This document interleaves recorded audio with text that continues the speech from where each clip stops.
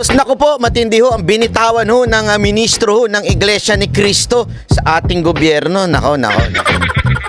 Alam nyo ho, paulit-ulit ho natin sinasabi ito read between the lines, ika nga. Even if they keep on saying peace, ang gusto nila at ang gusto nila po ay pagsuporta kay Pangulong Marcos sa statement na wag impeach si VP Sara Duterte.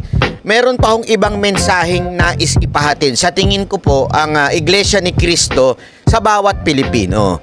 Ayan po ay mismong narinig natin kay Congressman Marcoleta nung siya ho ay pinayagang magsalita diyan sa kung inyo pong mamarapatin, panoorin niyo po yung aking unang video, yung kahapon po. At ngayon naman, ang ipapakita po naman natin, walang iba kung hindi ho yung mismong galing sa ministro ng Iglesia ni Cristo. Ano po ba ang kanyang binitawang mga salita? Ano po ba ang kanyang masasabi nating talagang, alam mo yun, banat dito sa ating gobyerno? Specifically, itong mga tuwadkom o yung mga huwadkom, ha? Panoorin po natin ang tindiho at may binanata nun sila na isang politiko. At itong politiko nito, bata ito ni Romualdez Alam niyo kung ba't ko nasabing bata ito ni Romualdez? Binaby-baby ito ng mga bataan ni Romualdez nitong nakaraang mga hearing. Binaby nila to Siguro, love nila. Ewan ko. Pero ito panoorin po natin itong matinding sinabi ho ng Iglesia ni Cristo. Okay? Pasok po, pasok. Oh. Mga mahal po naming kababayan at mga kapatid, Nako? sa inyo man po, magandang hapon sa inyong lahat. Si kapatid na Arnel Tumanan, ministro ng Ebanghelyo. Si Sir, yung itsura niya talagang matikas na matikas, talagang matapang na tao, tsaka guwapings, no? Pero alam niyo, napansin ko lang. Hindi ito. Pasensya na, medyo sesegue lang tayo ng konti Iba yung itsura ng mga taga-Iglesia ni Cristo, no? Talagang nung naglalakad kami, napapalingon ako Parang they are, sabi nga yung bagang presentable. Hindi, walang ito, atin lang ito. Wala naman masyadong nanonood dito Nung naglalakad ako, malalaman mo pagka nahaluan ng snatcher kasi may mga, syempre, alam mo naman, tayo dyan, aware tayo dyan. Kasi may mga humahalong snatcher talaga pag sa mga ganyang event Kahit mag-t-shirt pa yan ng national prayer, alam mo talaga pagka-snatcher Yung mata malikot di ba? At makikita mo, yung itsura talagang, alam mo pag taga-Iglesia ni Cristo, alam mo talagang, INC ito. Ito, snatcher to. Dito taga-Iglesia, umahalo lang to. Biro lang. Tuloy, sir. Kasi naman, yung kanilang leader, presentable, matikas, ika nga. Maraming salamat po sa inyong pagdalo at pakikiisa sa isang dakila at makasaysayang aktibidad na ito. Nako, talaga makasaysayan yan. Narito tayo ngayon mula po sa iba't ibang sektor ng lipunan. Aba? Iba't ibang relihiyon. Nako. Iba't ibang samahan. Ako naniniwala dyan, iba't ibang relihiyon. Kasi may alam din ako ibang grupo na sumali dyan. Pero tahimik lang, ika nga. At sangay ng pamahalaan upang isagawa po ang ganitong mapayapang pagkilos. Ayun. Gaya po ng ating tema, pambansang rally para sa kapayapaan. Isigaw po natin ang kapayapaan. Kapayapaan! Yun. Kapayapaan! Sabi nga ni Kati Binag, ano ba ibig sabihin niyang kapayapaan sa tingin niya? Sabi ni Kati Binag, kapayapaan mula sa mga mapang-abusong government official. Mga magnanakaw sa gobyerno. Kapayapaan.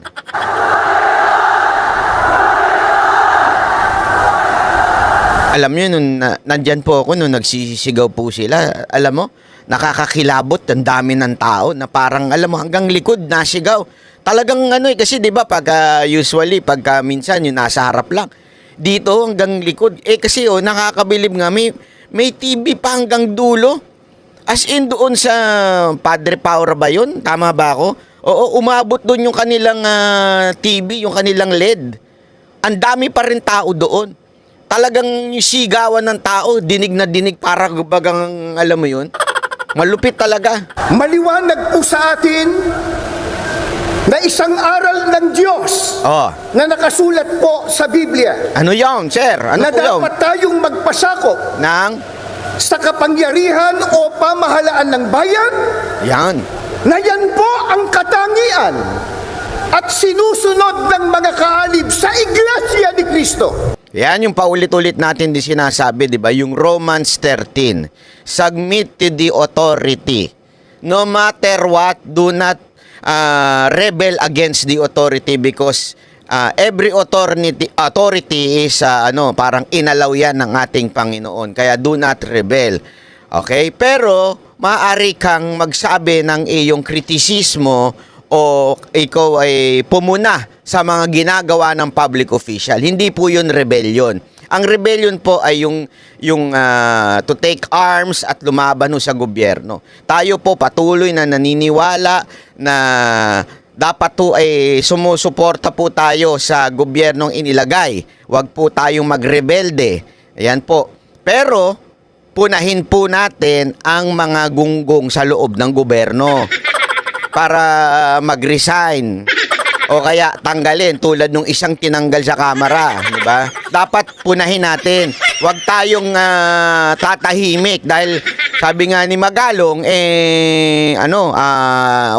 hindi na ho dapat tayo tumatahimik. Wala nang dapat tumatahimik pagdating dito sa mga issue na ito. Wala naman pong problema 'yon.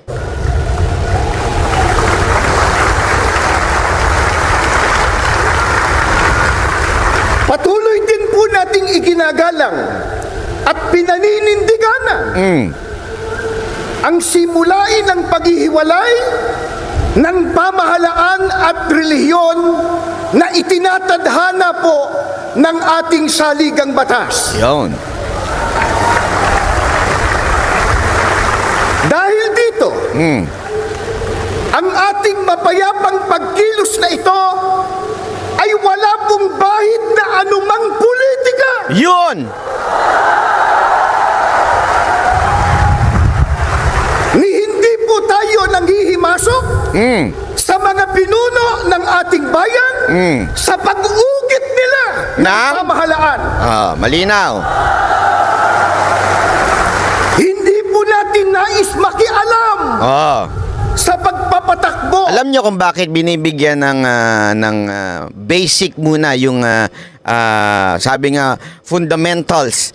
Kasi alam nyo na yung mga loyalistang tae na mga vlogger. Yan talaga yung pampagulo sa bayan eh. Yan ang salot sa lipunan yung mga loyalista na vlogger. Sila ho talaga nagpapagulo eh. Kung ano-ano ang kanilang sinasabi. Kesyo pag gagalit daw ang INC. Ang gulo nga nila eh. Sinasabi nila na walang kwenta ang INC, walang kwenta kahit sobrang dami yan. Pero at the same time, lagi naman nilang pinupuna na mali ang ginagawa ng INC, tapos hindi sumusuporta sa gobyerno. Alam mo, napakalinaw na sinasabi ho ng INC. Sumusuporta po sila sa gobyerno dahil yan po ang itinalaga ng ating Panginoon. Pero meron pong pagkakahiwalay ang state and religion. At the same time, sinasabi, wala ho kaming panghihimasok na ginagawa sa gobyerno. Ito lamang po ay isang karapatan namin bilang mga Pilipino na sabihin ang saloobin dahil yan po ay nasa ilalim ng ating konstitusyon. Hindi po sila nangingialam kung ano magiging desisyon ng gobyerno. Ng pamahalaan ng ating bansa. Ano po ang nais ng maraming kababayan po natin? Ito. At ng angaw-angaw na kaalib sa Iglesia ni Cristong narito ngayon. Ang nais po natin ay ang maliit na tinig ay na ngayon ay pinagsasama-sama natin Para? sa ating rally, mapakinggan naman ng pamahalaan. Yun pala yun eh. Maganda yung yung pasok ni Sir, ni Bossing, di ba? Na para sinasabi niya, suporta tayo. Pero nagsama-sama tayo dito para naman mapakinggan ang saloobin ng bawat ordinaryong Pilipino. Ang problema kasi sa gobyerno na ito, takip na ang kanilang mga tenga. Pag ikaw ay nagsalita laban o nagbigay ng kritisismo, ang tatawagin sa'yo troll, tatawagin kang fake news. Hindi na ho sila nakikinig sa bumoto sa kanila. Yun ang problema. Kaya sinasabi ngayon ng INC na nagsama-sama sila upang maging isang tinig at makinig naman ang mga nakaupo dyan sa gobyerno, lalong-lalo na dyan sa Quadcom, lalong-lalo na dyan kay Romualdez at yung kanyang mga bataan ang nyayabang pa. Ay nako. Pero tuwing eleksyon naman ay lumuluhod sa harapan ng Iglesia ni Cristo. Diba totoo naman yan? Huwag na tayo magmaang-maangan. Lahat kayong mga congressman, kayo lalong-lalo ka na sigurado ako si Romualdez. May nakita nga ako dumalaw kayo. Ibig sabihin, pagka-eleksyon, kayo ay lumuluhod dyan sa iglesia. Pero pag tapos na eleksyon, kinakalimutan nyo na ang saloobin ng mga bawat Pilipino. Yan ang talagang katarantaduhan ninyo.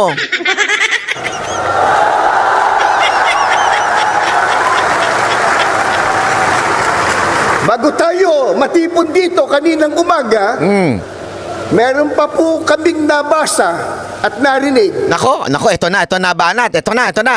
Banat mula sa bataan ni Speaker. Isang politiko, Sino ba to? nakalulungkot, Nako po. bago pa sumikat, laos na. Nako! Ang lupit ng banat ni Chef, parang Barat Baya. Di pa sumisikat, laos na. Silibayan ba yan? Hindi. Iba yun. Hindi naman politiko silibayan. Walang kwenta yung sa lipunan. Hindi silibayan yan. Banat Bay. Hindi kasi minsan ganun yun eh. Hindi pa sumisikat, laos na. Pero iba yung tinutukoy ni Sir. Iba. Itong tinutukoy ni Sir. Sino kaya yan? Eto, play natin.